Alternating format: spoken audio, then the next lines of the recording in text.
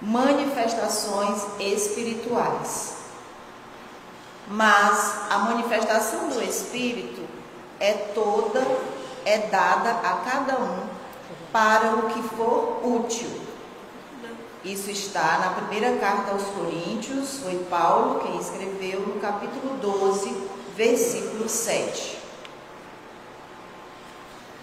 E Emmanuel nos interpreta da seguinte forma: com a revivência do cristianismo puro nos agrupamentos do Espiritismo com Jesus, verifica-se idêntica preocupação às que torturavam os aprendizes dos tempos apostólicos, no que se refere à mediunidade. A maioria dos trabalhadores na evangelização inquieta-se pelo desenvolvimento imediato de faculdades incipientes. Em determinados centros de serviço, exigem-se realizações superiores às possibilidades de que dispõem. Em outros, sonha-se com fenômenos de grande alcance. O problema, no entanto, não se resume a aquisições de exterior. Enriqueça o homem a própria iluminação íntima, intensifique o poder espiritual através do conhecimento e do amor, e entrará na posse de tesouros eternos de modo natural. Muitos aprendizes desejariam ser grandes videntes ou admiráveis reveladores, embalados na perspectiva de superioridade, mas não se abalançam nem mesmo a meditar no suor da conquista sublime. Inclinam-se aos proventos, mas não cogitam do esforço. Nesse sentido, é interessante recordar que Simão Pedro, cujo espírito se sentia tão bem com o Mestre glorioso no Tabor, não suportou as angústias do amigo flagelado no Calvário. É justo que os discípulos pretendam o engrandecimento espiritual. Todavia, quem possua faculdade humilde não a despreze, porque o irmão mais próximo seja detentor de qualidades mais expressivas.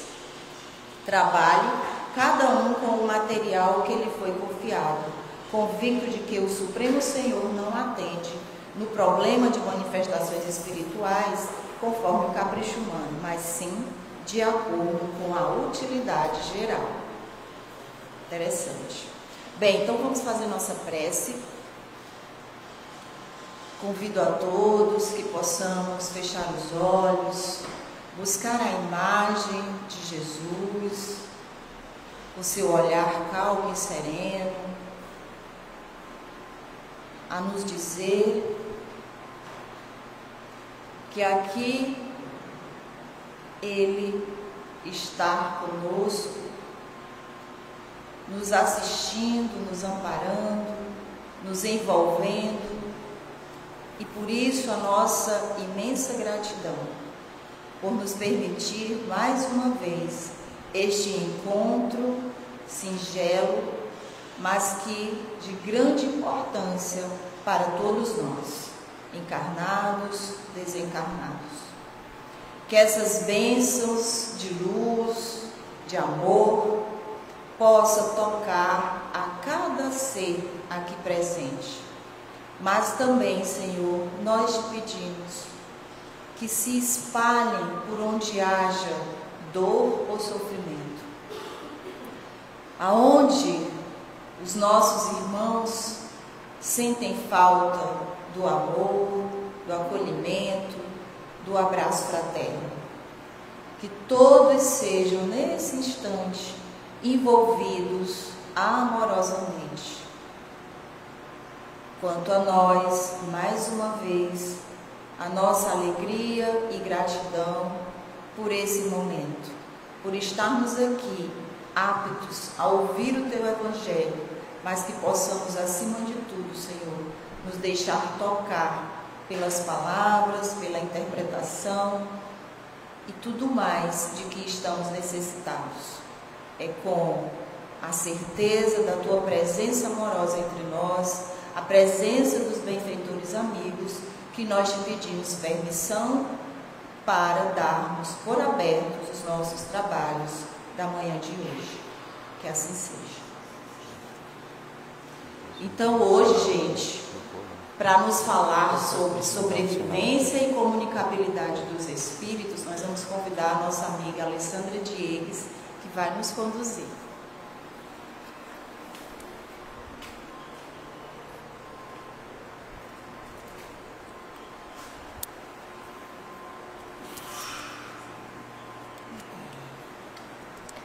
Bom dia a todos.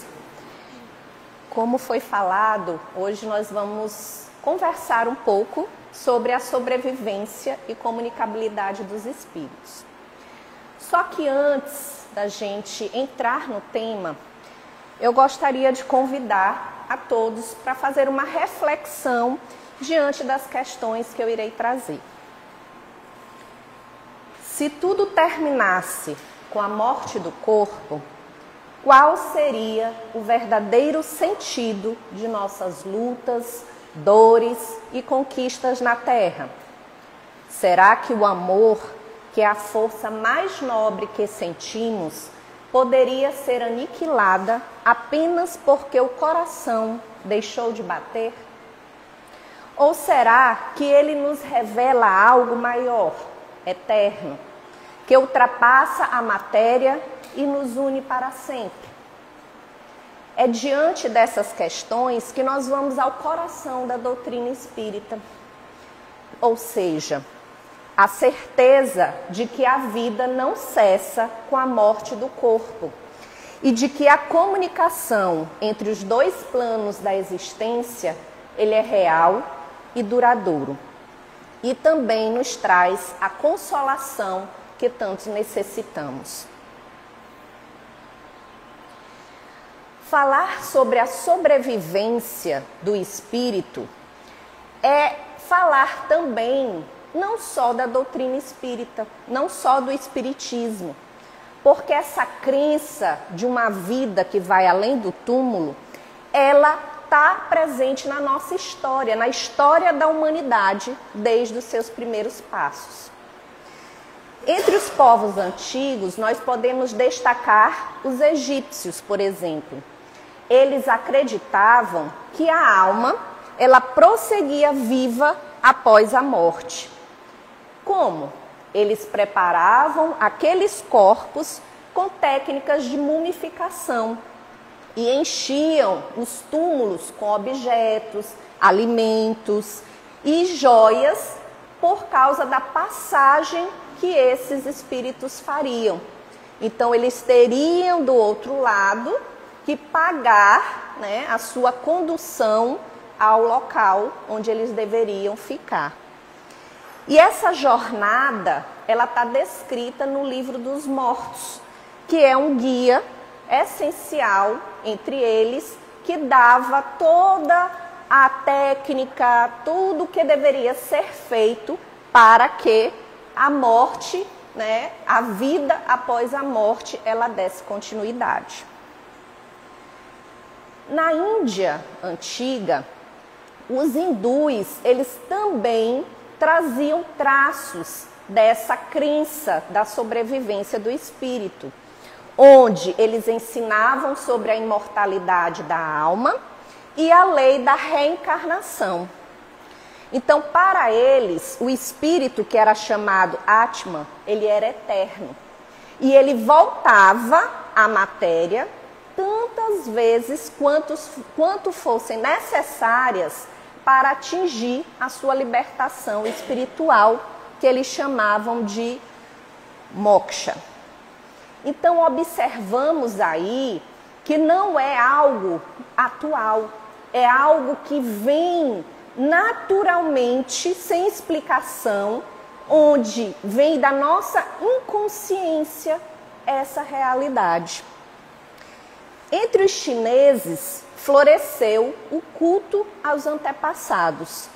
Eles acreditavam que os espíritos dos mortos permaneciam vivos e próximos, influenciando e protegendo seus descendentes. Então, observamos aí que também em povos que não tinham conhecimento, não tinham estudo, não tinha, por exemplo, como nós hoje, a doutrina espírita, né, trazendo essa certeza, esse esclarecimento, né, doutrinário, observamos que era algo inato, que eles traziam na sua própria cultura.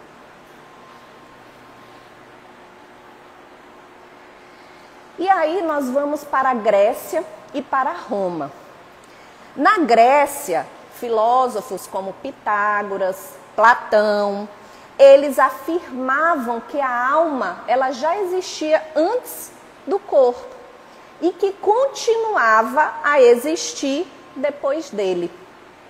Platão, em seu diálogo chamado Fédon, ele descreve a serenidade de Sócrates no momento da sua morte, porque Sócrates, ele sabia que ele não estava caminhando para o fim, que apenas ele estava retornando à sua verdadeira vida.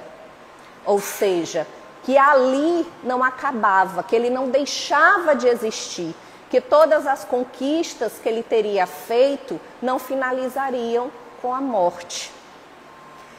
E os romanos, a partir dessas crenças, eles também absorveram essas ideias. E em seus rituais, eles manifestavam também a crença em um além-túmulo. Para nós vermos como não precisa somente a gente ficar restrito à codificação para a gente fazer essa análise da sobrevivência de algo maior que existe em nós, né? Os povos antigos, eles já traziam isso na sua cultura muito forte, não necessitando que a ciência, a filosofia ou outro tipo de conhecimento fosse até eles para que eles trabalhassem com essa ideia da vida, da continuidade da vida além-túmulo. Na tradição judaico-cristã, bom, o povo hebreu, ele também trazia sinais sobre a imortalidade em suas tradições. No Antigo Testamento, que a gente vai falar um pouquinho na parte de comunicabilidade mais aprofundado, teve o episódio em que o profeta Samuel, ele aparece após a sua morte ao rei Saul. Mais tarde, entre os judeus, especialmente depois do cativeiro babilônico, cresceu a crença na ressurreição e na vida eterna. Com a vinda do Cristo, ou seja, com o cristianismo, essa certeza ela ganhou muito mais força, porque ela não foi trazida através de palavras, ela foi vivenciada pelo Cristo. O Cristo, ele trouxe na sua própria vida os ensinamentos dessa continuidade de algo que transcendia aquele corpo físico. Foi ele quem disse em João, capítulo 14, versículo 2, na casa de meu pai há muitas moradas. E com esta frase, ele abriu a visão sobre a pluralidade dos mundos e a eternidade da vida. Temos também outra passagem que é a transfiguração de Jesus, onde Moisés e Elias aparecem ao lado do Mestre, provando que os espíritos continuam a existir, permanecem vivos e conscientes após a morte do corpo. Também podemos dizer, você está citando povos com uma cultura, vamos dizer assim, mais elevada, com um certo estudo, né, com um certo conhecimento. Mas nós também podemos destacar os povos indígenas, os africanos, que também exerciam na sua cultura crenças que provavam para eles que a vida continuava, que a morte não era o fim de tudo. Inclusive, eles falavam até que esses espíritos, ou seja, aqueles que haviam partido, eles retornavam à comunidade indígena, africana, por meio da reencarnação, né? Vejamos como é que povos isolados, vamos dizer assim, da civilização, tinham a ideia da reencarnação, se era algo que nem ainda, a palavra em si ainda nem existia, né? Então, eles achavam que esses espíritos poderiam reencarnar, ou seja, voltar a existir em outra carne, e também achavam que eles poderiam estar ao lado dos seus descendentes, protegendo e orientando. Então, eles tinham um respeito muito grande pelos seus antepassados, na ideia de que eles estariam ali ao seu lado a proteger, a cuidar, a orientar e a ajudar em todo o processo da sua sobrevivência nos corpos, na Terra. E aí podemos observar que não foi só a doutrina que nos trouxe essa fundamentação. Ela está presente em toda a nossa história. E aí vamos trazer também a fundamentação presente na nossa doutrina. A questão da sobrevivência da alma é algo que é central no Espiritismo. Kardec, ele afirmou que se a alma não sobrevivesse, toda a doutrina perderia sua razão de ser. Até porque a codificação ela é proveniente de onde, né? A origem de todos esses livros que fazem parte da codificação. Porque Allan Kardec, ele não é o autor, né, desses livros. Ele apenas codificou, ele apenas organizou essas ideias de uma forma didática, pedagógica, para que a gente pudesse compreender melhor, de uma forma lógica, todas essas questões que envolvem os espíritos e as inúmeras possibilidades deles, além de existirem, se comunicarem conosco, tá? Então, aí se observa que a base da codificação é justamente essa existência além-túmulo. Porque senão, ele não teria ido em busca de médiuns, ele não teria feito todo um questionamento a ser respondido, toda uma comparação entre as respostas para chegar à conclusão que está na codificação que hoje temos acesso, né? Então, ele facilitou a nossa vida, né? Ele facilitou o nosso processo de racionalização, porque a codificação, ela não traz historinhas, né, para a gente ler e, eu acredito, eu não acredito. Ele trouxe provas, né, provas realmente baseadas em todo um processo científico que ele realizou. Até porque ele nem era crente naquilo que antes, né, ele não era crente naquilo que ele estava realizando, né? Então, teve todo um processo que despertou no lado pesquisador e científico dele para ir em busca dessa realidade. E dessa realidade trazida através de quem? Dos espíritos, né? Então, por isso é que toda a codificação, os livros, os 5 livros, né, que basicamente a codificação são, a gente conhece esses 5, né? O que é o espiritismo, a gente pouco ouve falar, né? Tem as revistas espíritas também, né? Mas geralmente as pessoas que iniciam na busca desse conhecimento é o Livro dos Espíritos ou o Evangelho segundo o Espiritismo, né? E quando são levados pela necessidade da compreensão da mediunidade, o Livro dos Médiuns também, né? O Céu e o Inferno, né? E são literaturas dentro da codificação que a gente quase não busca, a Gênesis, né? Mas ela tem também muita fundamentação, muito trabalho de pesquisa que envolve toda a nossa história, né? E muitas questões que ainda são um pouco, né, geram um pouco de dúvidas, né, na gente, como purgatório, céu, inferno, né? Essas questões. Lá vai, ele fechou.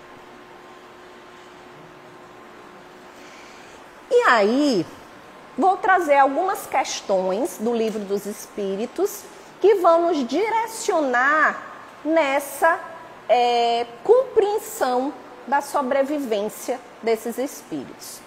Na questão 134 do Livro dos Espíritos, é feito o seguinte questionamento: o que é a alma? Né? Porque a gente ouve muito, tem pessoas que dizem, eu estou vendo uma alma penada, né? Eu vi um espírito. Então a gente ouve muito esses dois termos, né? E muitas das vezes a gente acha que eles trazem a mesma explicação.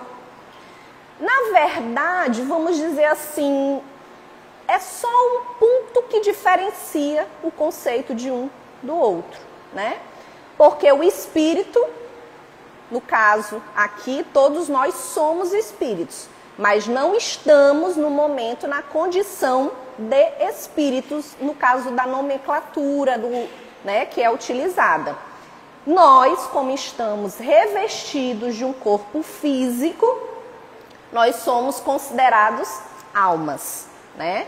Então, todo espírito que se encontra encarnado, ele recebe esse nome de alma. Então, quando a gente, eu vi uma alma penada.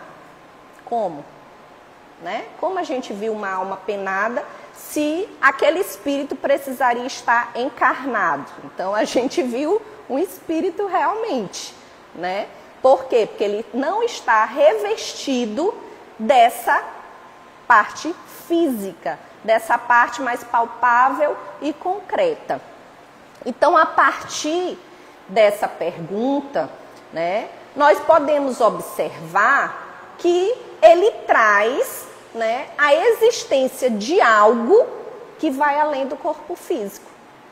Porque se a alma é um espírito encarnado, ele está na carne, o que acontece quando essa carne deixa de existir? Aquilo que necessita do corpo físico para se fazer presente no mundo material deixa de existir? Se ele era a existência anterior desse ser, a alma ela só entrou num estado diferenciado, que é de estar no corpo físico. Mas o que pertence à eternidade, aquilo que pré-existia, não deixou de existir com a morte do corpo físico, né?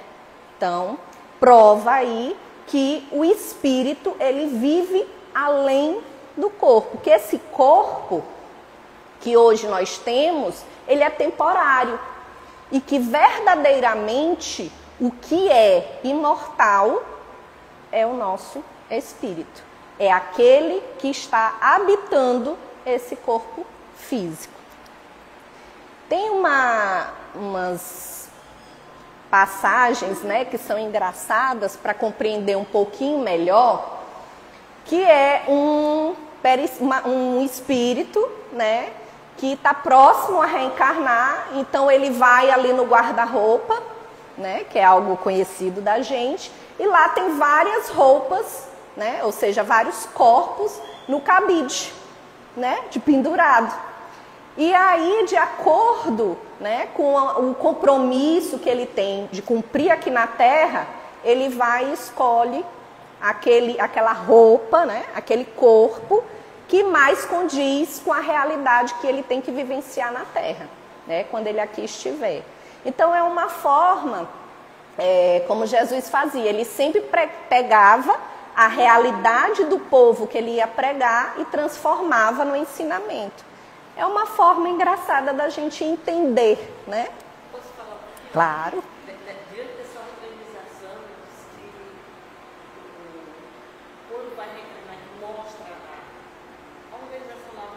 assim, a organização... Umas deformações, né? Uhum. Aí você diz, não, vai ser uma aberração, eu vou ser criticado. Aí mostra um corpo belíssimo e diz, só que você vai ser médio. Qual que vai escolher, né? Peraí, não, entre médio e deformado, eu acho que eu prefiro ir deformado. A mediunidade traz muita responsabilidade. Vai ser médio ou os dois? Vixe Maria, piorou.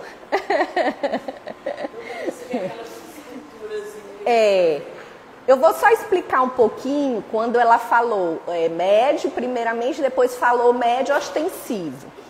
Claro que é um termo que a gente usa só para fazer um pouco de diferenciação naquele médio que tem uma sensibilidade muito mais aflorada, muito mais visível no mundo externo. Porque como Kardec trouxe, a partir da resposta dos espíritos, todos nós somos médios, né? Todos nós temos essa sensibilidade. E não deixaria de ser lógico, né, gente?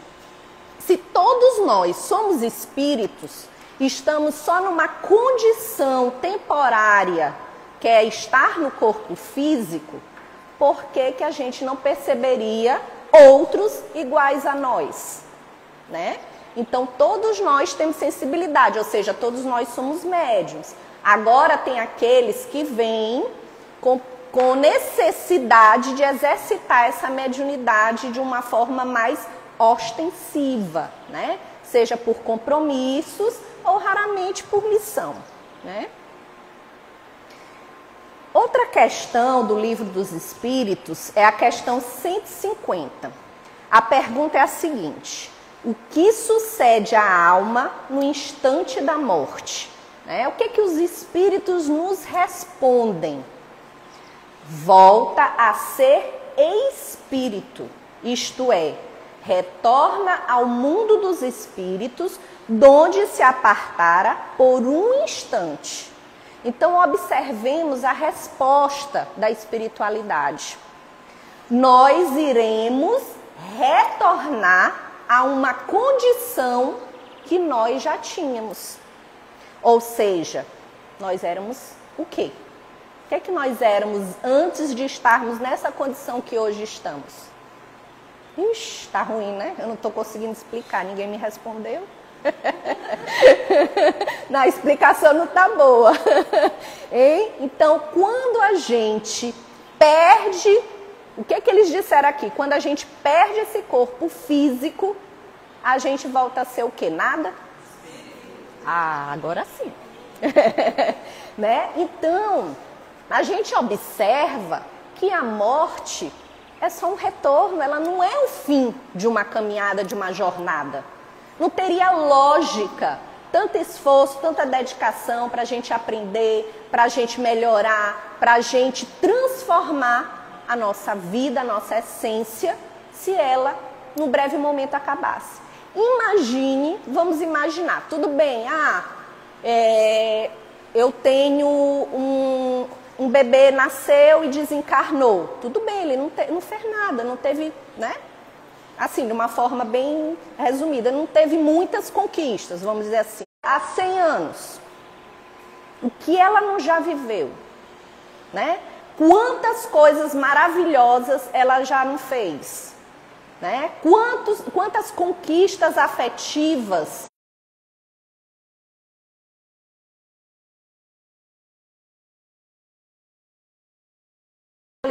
né? E aí, tudo se perdeu? Então a morte, ela não é o fim, ela é apenas o retorno, nosso retorno à nossa verdadeira pátria. E prova-se, né? E hoje a ciência está buscando tanto provar que não existe, que está provando que existe, né? Hoje já existem, principalmente faculdades, né, fora do Brasil, que pesquisam sobre mediunidade, sobre a questão da energia, né? Então, muitas coisas já estão sendo conquistadas através da ciência. E isso nos traz só uma confirmação do que a doutrina já trazia, né? O espírito, ele conserva sua consciência, sua individualidade e prossegue em sua jornada. Na questão 153, tem outra pergunta que diz assim: em que sentido se deve entender a vida eterna? Né? Então, o que seria essa vida eterna? Essa eternidade, né, que foi tão prometida pelo Cristo. A vida da alma é eterna, ou seja, o espírito que está ali encarnado é a parte eterna, né? O corpo é transitório e passageiro. Então, dessa forma, nós compreendemos que a vida real, aquela que realmente existe, é a vida espiritual. E que a existência corpórea não passa de um breve capítulo dentro da nossa eternidade. Então, hoje, a gente muitas vezes diz assim: ah, quem é você? Eu sou Alessandra. Não, eu não sou Alessandra. Eu estou Alessandra. Porque eu sou um espírito que sabe-se Deus lá quantos nomes eu recebi, né? Quantos corpos eu habitei, né? Então, eu estou na condição de Alessandra. Eu não sou Alessandra, né? Então, essa não é a minha definição. Essa não é quem eu sou realmente. Pegando o gancho aí, o domínio espiritual de Miranda, ele traz, pegando o gancho, o livro O Domínio Espiritual de Hermínio de Miranda, ele traz uma história, né, um exemplo de uma médium que ela conseguia trazer 12 tipos de personalidade das suas encarnações. Correto, bom. Então, o esquecimento é uma bênção, né? A gente trazer, já que a gente não perde nada, trazer a informação de que nós já fomos uma pessoa que assassinou alguém, uma pessoa que se suicidou, uma pessoa que violentou alguém, não é algo fácil da gente lidar, né? Então, o véu do esquecimento é uma bênção. Agora, isso não quer dizer que no baúzinho da nossa inconsciência essas personalidades não existam, né? Se elas não foram trabalhadas, melhoradas, em dados momentos a gente vai buscar lá naquele baúzinho e vai trazer certos comportamentos que até mesmo a gente se estranha. Meu Deus, eu agi dessa forma, né? Aí não, isso não faz parte de mim. Faz parte da sua história, da sua trajetória, não como, por exemplo, a Alessandra, mas como espírito que sou, né? E a vida que eu carrego dentro de mim, porque eu não carrego uma só existência, né? E aí, além da codificação, também temos, né, algumas fundamentações sobre a sobrevivência da alma em obras complementares. Tem o livro Dias Gloriosos, capítulo 21, que é Ligeiro Estudo sobre a Reencarnação, de Divaldo Franco, né, ditado pelo espírito Joana de Ângeles.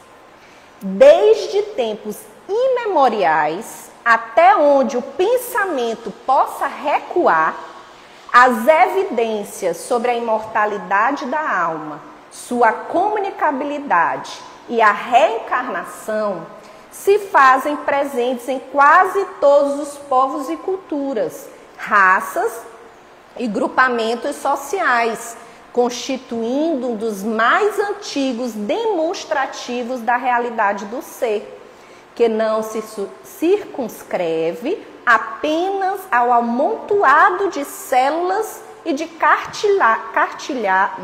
cartilagens na sua constituição molecular.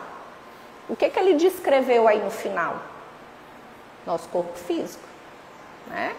Então, ele fala que nós não podemos reduzir a nossa vida, a nossa existência a esse amontoado de células, né? Essas cartilagens, ossos. Nós não nos resumimos a isso, que se deteriora com o tempo. outra obra complementar, que é o Evangelho dos Humildes, no capítulo 7, continuação do Sermão da Montanha, de Eliseu Rigonati, ele traz: a ciência, quando nega a imortalidade da alma e a existência do mundo espiritual, matando a esperança e arrancando a fé dos corações, também é um falso profeta. Os escritores que com seus livros lançam a confusão e as trevas no espírito de seus leitores são outros tantos profetas falsos, contra os quais cumpre usar de muita cautela. Então a gente tem que ter muito cuidado hoje em dia com o que a gente lê, com as informações que a gente absorve e traz como verdade absoluta, né? Por quê? Oi?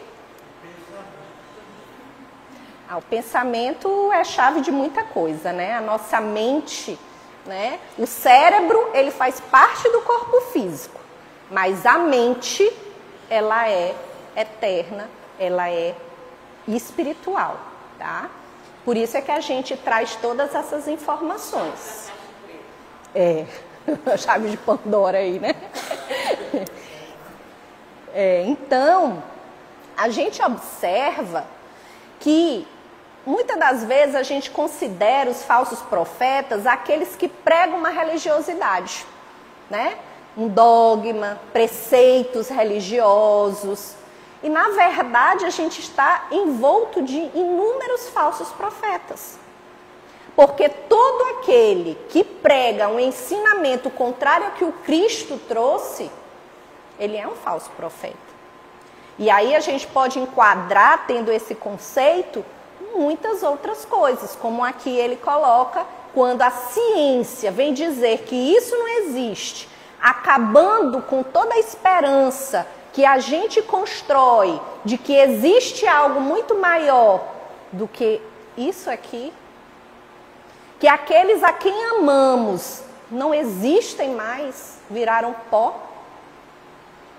Isso é acabar com a esperança, com aquilo que nos move, aquilo que nos faz querer ser melhor, querer fazer o melhor, querer amar o outro. Porque, bom, se eu só tenho essa vida, ela vai acabar a qualquer momento, para que eu vou trabalhar? Né? Para que eu vou constituir uma família? Para que eu vou me apegar a algo ou alguém? Eu tenho mais é que aproveitar, né? A minha liberdade, né?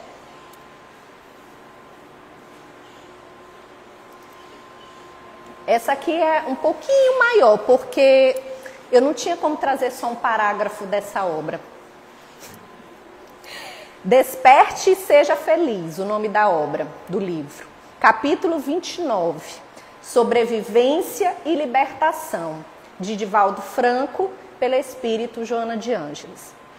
Esse trecho aqui, com alguns parágrafozinhos, diz o seguinte: os cristãos primitivos, convencidos da sobrevivência do espírito aos despojos materiais, enfrentavam a morte cantando hinos de alegria. Lembram dos cristãos, né? Ali na arena, né? Que iam ser devorados, né? Aqueles que foram crucificados, aqueles que foram mortos em detrimento das crenças, né? Que eles tinham. O cristianismo é doutrina de imortalidade, que exalta a sobrevivência do ser estruturado na ressurreição de Jesus, o momento glorioso do seu ministério ímpar. O conhecimento da sobrevivência brinda a certeza em torno da continuação da vida depois do decesso carnal. E a morte passa a ser recebida com serenidade, com alegria. À medida que os fatos confirmam a indestrutibilidade da vida, morrer deixa de ser tragédia, transformando-se em mecanismo que facilita o renascimento em outra esfera no mundo espiritual. A sobrevivência é o coroamento da existência física, que se transforma através do fenômeno biológico da morte. Não preciso dizer nada, né? A morte, ela é algo que vai alcançar todos nós, né?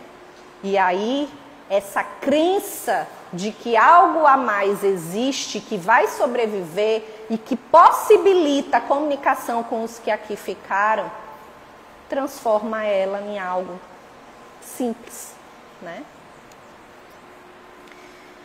E aí a gente vai falar sobre a comunicabilidade dos espíritos. Bom, se a gente viu que a alma sobrevive à morte, né?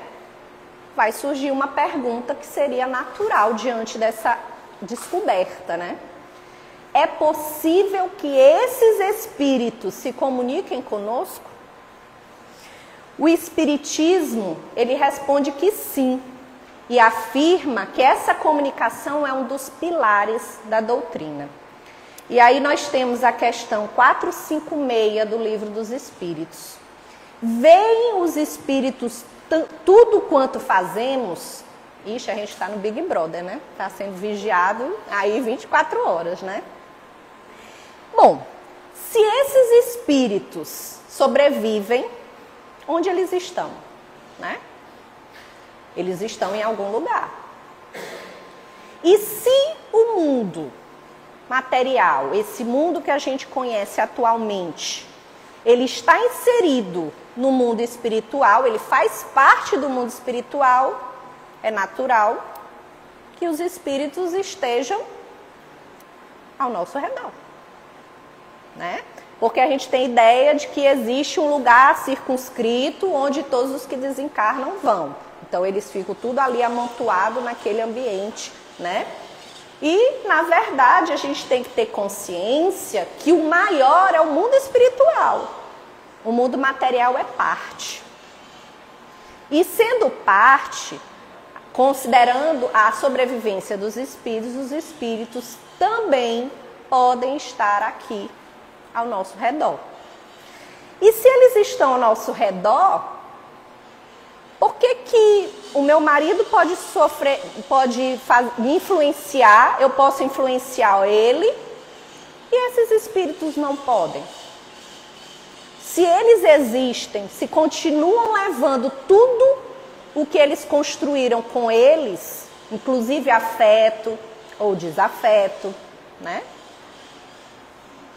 Então eles não podem me influenciar, eles não podem lançar algumas ideias e pensamentos na minha mente? Eu sou espírito tanto quanto eles. A diferença é que eu estou na carne, eles não mais, tá? Então, eles podem ver os nossos atos, pensamentos e sentimentos. E mais do que só ver, como a questão, né, 457 e 459. Eles também podem intervir, influenciando em nós, nos nossos pensamentos, comportamentos, sentimentos. Tá? E aí vem uma coisa que preocupa, na questão 457. Os espíritos têm conhecimento de nossos mais secretos pensamentos? Eita, agarrou agora, né? Agora todo mundo se preocupou. Meu Deus, eu pensei que determinado pensamento estava ali só para mim, ó, guardadinho, né? Em cima disso aí, deixa eu só dar Nós estávamos numa situação bem delicada um tempo atrás e não queria comentar. Quando um amigo de uma outra cidade liga e pergunta se estava tudo bem. Aí eu falei, sim, tá tudo bem. Ela, então eu vou descartar uma mensagem que eu recebi e escrevi no meu evangelho do lar para ti. Eu disse, não, leia. E aí ela leu no telefone. Quando ela leu, eu disse, abri. Porque lá dizia assim, existe, tem muitos olhos te olhando e muitas mãos te amparando. Aí eu comecei a me preocupar com o pensamento muitíssimo. Quando os pensamentos são bons, tudo bem, né? Quando eles trazem alguma coisa que a gente quer esconder da gente mesmo até, né? Aí que complica, né? Então, aqui eu vou apressar um pouquinho. Então, porque assim, gente, a literatura é muito vasta. E não é só a espírita, tá? Tem muita informação e é difícil a gente resumir para conseguir passar. Porque só a sobrevivência dava uma palestra e comunicabilidade outra, né? Que aí nem fala de mediunidade, então tem coisa muito. Então, observemos, né, que nós não conseguimos ocultar, né, aquilo que a gente às vezes quer fingir, né, para a gente dos espíritos, né? Então, eles conseguem fazer uma leitura, né, da gente. Na 459, Allan Kardec pergunta: influem os espíritos em nossos pensamentos e atos? Muito mais do que imaginais. Influem a tal ponto que de ordinário são eles que vos dirigem. Aí veio, uma vez a gente estava estudando o Livro dos Espíritos, né? O ESD, né? Que inclusive iniciou o curso, né? E aí a pessoa fez assim. Aí, por quê, né? Mas o que foi? Não, agora eu estou aliviado. Por quê? Não, porque agora eu sei que o que eu fiz, aí escreveu, né? Não fui eu. Foi o espírito, ó, que estava me influenciando e me levou a praticar essa ação. Graças a Deus eu não vou responder por isso. Gente, cuidado com essa interpretação, tá? Influência que nem, por exemplo, eu posso influenciar meu marido, mas para eu influenciar ele, eu tenho que convencer ele, né? Eu não vou, ele não é meu marionete, não é meu bonequinho que eu vou fazer. Ele ainda pode escolher se vai fazer ou não, né? Com certeza, né? Pois é, vai que ela não está bem do juízo, né? Não vou estar seguindo. Então, essa questão, ela traz isso pra gente, da influência. Mas a gente só é influenciado se a gente permitir. E se a gente concordar com o que está sendo dito, né? O que está sendo dirigido para a nossa mente. Então, a gente continua tendo responsabilidade. Ele ficou triste, mas é a verdade, né? E aí, nós vamos pular um pouquinho, em vez da codificação, nós vamos trazer a Bíblia, né? Porque a doutrina, ela não é só codificação. A doutrina, ela é aberta a todo conhecimento que completa, que enriquece. E a Bíblia, ela tem muita coisa a nos ofertar. Lembra que eu falei da transfiguração lá atrás? Então, a transfiguração também é uma prova de comunicabilidade. Porque Jesus se comunicou com Moisés e Elias, que eram profetas que já haviam partido, né? E também, e está em Mateus, capítulo 17, versículo de 1 a 3. E também tem o caso, né, do Samuel, tá? O livro de Samuel, no capítulo 28, versículo 7 ao 15, ele traz um relato de evocação espiritual. Qual seja? O rei Saul, desesperado, procura um médium em Endor para tentar falar com o profeta Samuel. Observação, Samuel já havia desencarnado. E Samuel realmente se comunica trazendo uma mensagem dura, mas clara.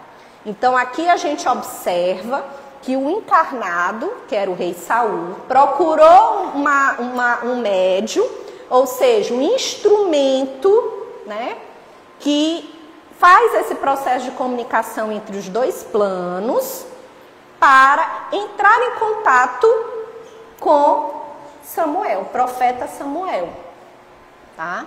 Então isso é evocação, quando você solicita uma mensagem de um espírito, né, numa pessoa que já desencarnou, né? Então ela é pontual, aí não é uma comunicação generalizada, né? Você evoca, você chama um determinado espírito, claro que existem requisitos, não é assim, né? Ah, eu quero falar com fulano que desencarnou e aí eu vou, procuro um médium, ele vai fazer isso para mim, tá? Existem alguns requisitos que aqui não cabe a gente entrar, né? Senão... Além disso, na Bíblia, em Atos, também podemos observar visões mediúnicas que foram relatadas. Atos 7, de 55 a 56, nos diz que Estevão, né, aquele do livro Paulo e Estevão, ao ser apedrejado, vê os céus abertos e Jesus à direita de Deus. É uma forma de comunicação. Em Atos 10, 9 a 16, Pedro, em êxtase, vê e ouve mensagens espirituais. Êxtase é um estado de transe muito mais profundo, né? Que aí o espírito ele consegue se desdobrar e viajar um pouquinho mais, né, distante do onde seu corpo físico se encontra, tá? Então, nessa condição, Pedro viu e ouviu mensagens direcionadas a ele. Então, tem uma questão que às vezes gera um pouco de embate, porque muita gente se prende a parte de Moisés, que ele diz sobre a comunicação mediúnica, né? E muita gente entende que foi proibida e continua sendo proibida. E, na verdade, a gente tem que fazer um contexto do tempo para entender o porquê dessa decisão dele, tá?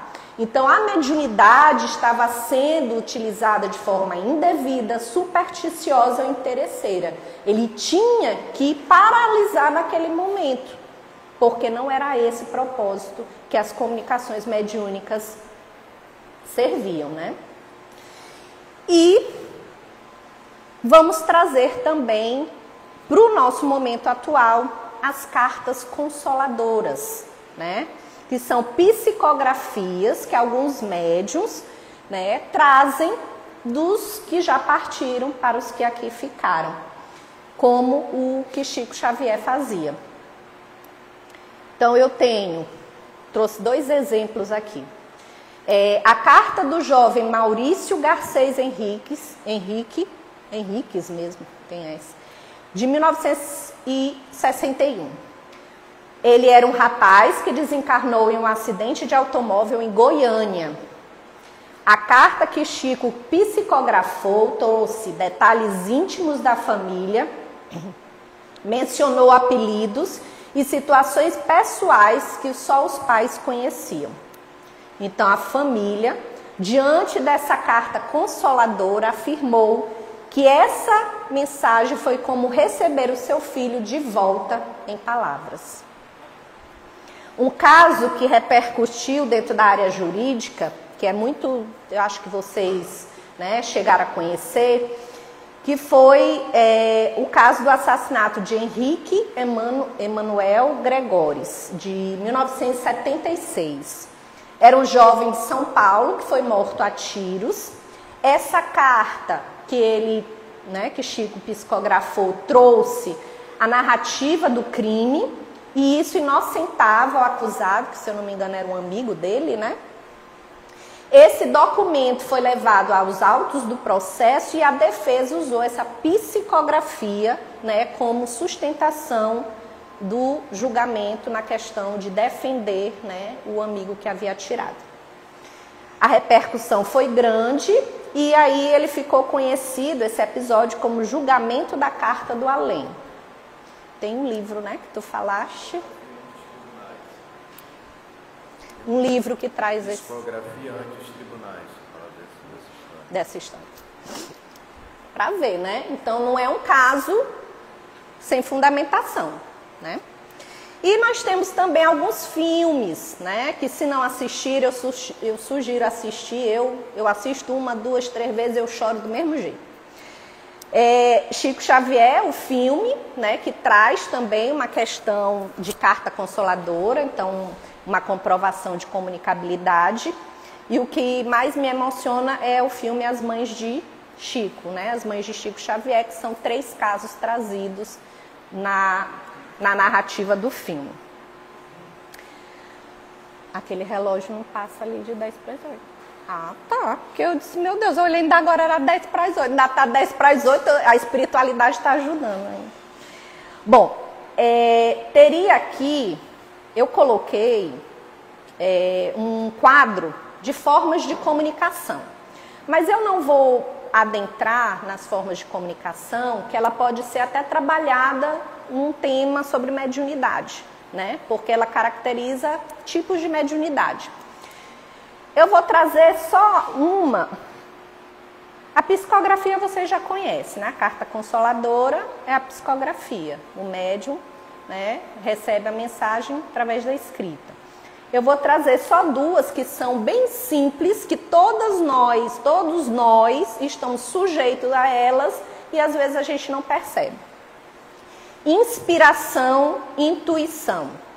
Pensamentos e ideias transmitidos de forma sutil, muitas vezes sem que a pessoa perceba a origem espiritual. Exemplo, uma solução inesperada, lembrar-se de algo no momento adequado. Quem não passou por essa situação, né?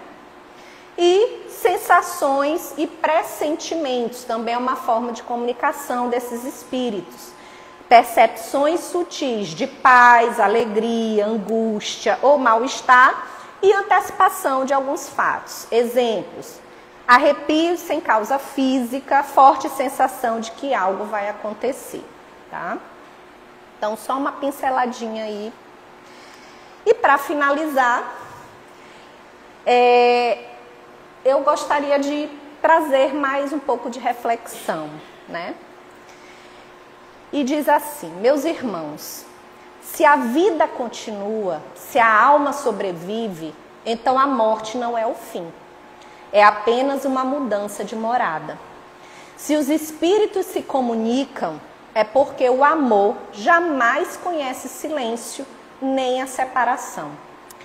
Quantas vezes pensamos que estamos sozinhos, quando na verdade estamos rodeados por presenças amigas, discretas, que nos inspiram e sustentam. Quantas vezes choramos por quem partiu, sem perceber que eles também nos enxugam as lágrimas em silêncio, pedindo apenas que sigamos vivendo com coragem. A certeza da imortalidade da alma nos convida a um olhar novo sobre a existência. O que temos feito de nosso tempo, que é tão breve diante da eternidade?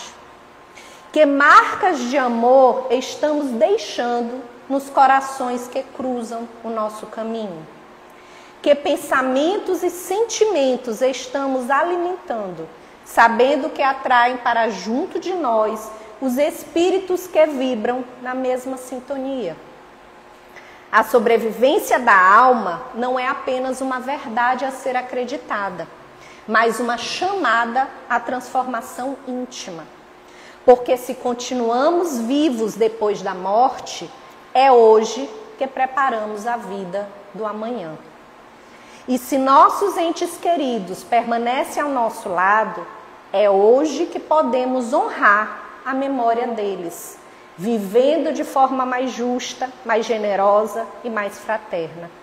Assim, que cada um de nós saia daqui não apenas consolado, mas renovado na responsabilidade de amar mais, servir mais e confiar mais. Pois, no fundo, a grande mensagem da comunicabilidade dos espíritos é esta: o amor nunca morre. Ele apenas se transforma em ponte entre 2 mundos. Obrigada.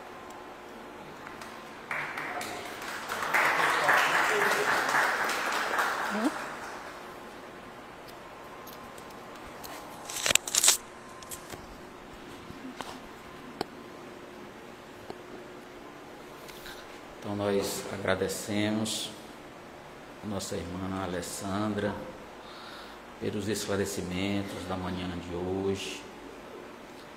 Vamos agradecer a através da nossa prece.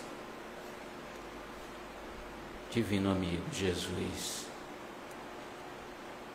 quão bom, Senhor, eu ouvi falar dos teus ensinamentos, que nos trazem profundas reflexões sobre nós mesmos, sobre os nossos compromissos, sobre as nossas ligações que são eternas. E neste processo, querido Mestre, nós queremos te louvar, te bendizer e te rogar. Envolve e ampara tantos corações amigos que aqui vieram na manhã de hoje, para esse despertar de que o amor atravessa todas as fronteiras, de que o amor não se desfaz com a perda do corpo físico e que os laços que se construíram se fortalecem cada vez mais.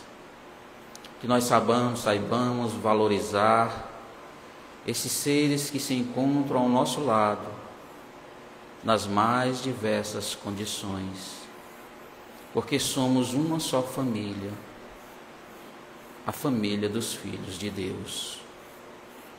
Que os bons espíritos, os trabalhadores do bem, possam continuar a nos amparar e a nos acolher, fortalecendo-nos a coragem, a disciplina, a vontade de sermos melhores para melhor servir na tua seara. Muito obrigado, Senhor. Obrigado, Anália Franco, e a tantos irmãos anônimos que trabalham incansavelmente na tua seara. Sê conosco, divino amigo, hoje e agora, para todos sempre, e que assim seja. Nós vamos dar continuidade às nossas tarefas da manhã de hoje, através da fluidoterapia.